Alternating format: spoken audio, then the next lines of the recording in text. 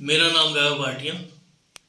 मैं इस देश का, राष्ट्रीय माता हिंदुस्तान का एक देशभक्त नागरिक आप सबसे अपील करना चाहता हूं कि जैसे कि लोकसभा चुनाव 2024 निकट है, उसमें सभी देशवासी, प्रदेशवासी और ख़ास तौर पे अपने सहारनपुर नगरवासी लोकसभा क्षेत्र के एक के मतदाताओं से मेरी ये अपील है कि सबसे पहले अपने मत का दान करें।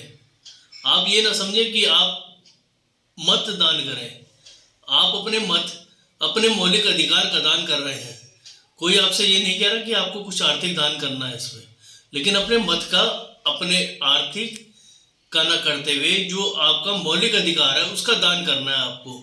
और ये सुनहरा दिन हमें हमारे आज़ाद हिंद भारत में हमारे श्रद्धेय बाबा साहब डॉक्टर भीमराव अंबेडकर जी द्वारा दिया गया संविधान दिवस का एक दिन है।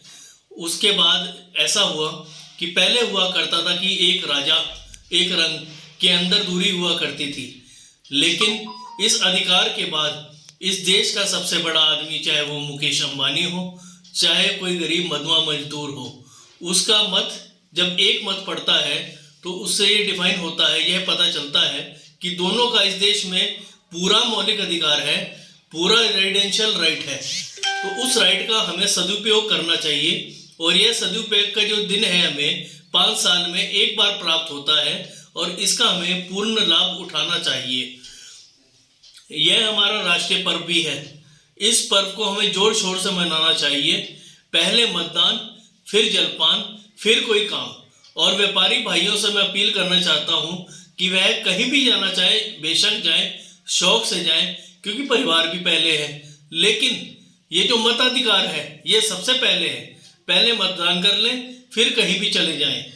उसके बाद मैं ये बात एक कहना चाहूँगा कि हमारा भारतीय जनता पार्टी के यशस्वी प्रधानमंत्री श्री नरेंद्र मोदी जी एवं ओजस्वी मुख्यमंत्री श्री नाथ जी एवं लोकसभा प्रत्याशी ऐसा हो जो कि हर व्यक्ति की दर्द की, दिल की आवाज़ सुनता हो। आधी रात को 12 बजे, 2 बजे, 4 बजे, 6 बजे जो भी कोई जनता उन्हें उठाए तो वह उनके काम के लिए तन मन धन से सदैव तत्पर खड़े हो जाएं। ऐसा प्रत्याशी चाहिए जो जमीन से, गांव देहात से, शहर से, प्रदेश से देश तक अपनी आवाज़ लोकसभा में बुलंद कर सके।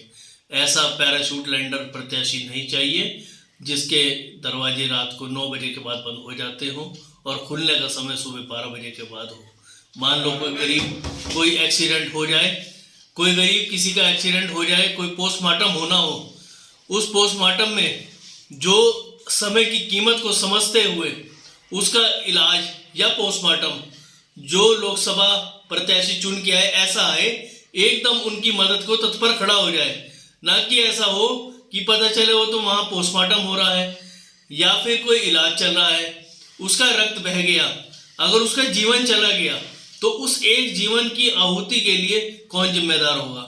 वो लोकसभा का चुना हुआ जनप्रतिनिधि। तो जनप्रतिनिधि ऐसा चाहिए जो सटीक, हरदम, हर वक्त जनता जनार्दन के लिए खड़ा हो और युवा हो।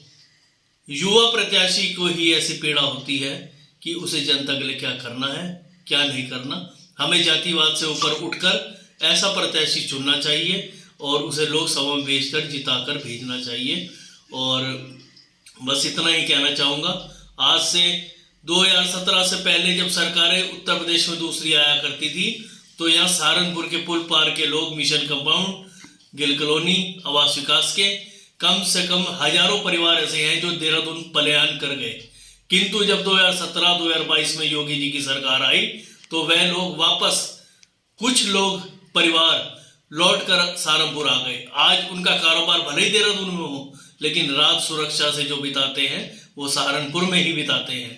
तो ऐसा साधुवाद, ऐसी जनता को जैसे कहते हैं प्रभु हैं, तो मैं तो ये कहना चाहूँगा मोदी जी साक्षात भगवान ही हैं।